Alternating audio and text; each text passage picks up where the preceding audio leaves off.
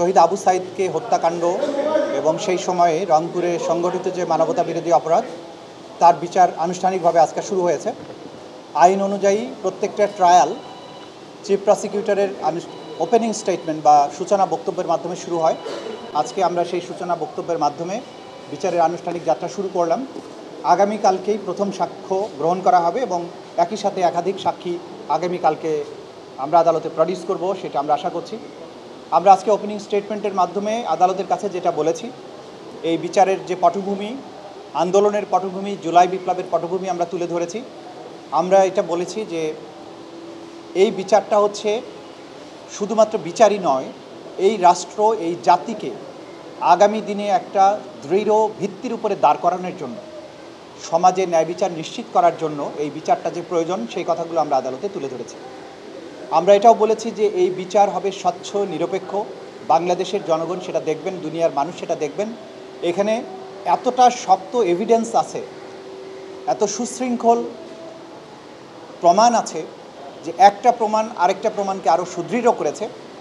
এই প্রমাণ শৃঙ্খলের মাধ্যমে অকাট্য রূপে আমরা প্রমাণ করতে সক্ষম হব যে এই অপরাধীরা গত বছর জুলাই আগস্টে সারা দেশব্যাপী যে মানবতা বিরোধী অপরাধ করেছিল, সেই অপরাধের বিচার এবং শাস্তি যে তাদের প্রাপ্য, সেটা আমরা আদালতের কাছে প্রমাণ করব। এবং আমরা এর মাধ্যমে আরও নিশ্চিত করব যে বাংলাদেশের রাষ্ট্র ক্ষমতাকে ব্যবহার করে কোনো শাসক যখন নিজ দেশের জনগণ, বিশেষত তরুণ প্রজন্মকে হত্যা করে, গণহত্যা চালিয়ে দমন পীড়নের চেষ্টা করেছে, এই দিনগুলো যাতে আগামীতে আর কোনো শাসক দেখানোর দুঃসাহস না করেন, সেজন্য ন্যায় বিচার নিশ্চিত হওয়া প্রয়োজন, সেটা আমরা আদালতের কাছে বলেছি। আমরা তুলে ধরেছি যে এই মামলায় 30 জন আসামি আছেন, তার মধ্যে 6 জন উপস্থিত আছেন, গ্রেপ্তার করা হয়েছে, বাকি 30 জন পলাতক আছেন।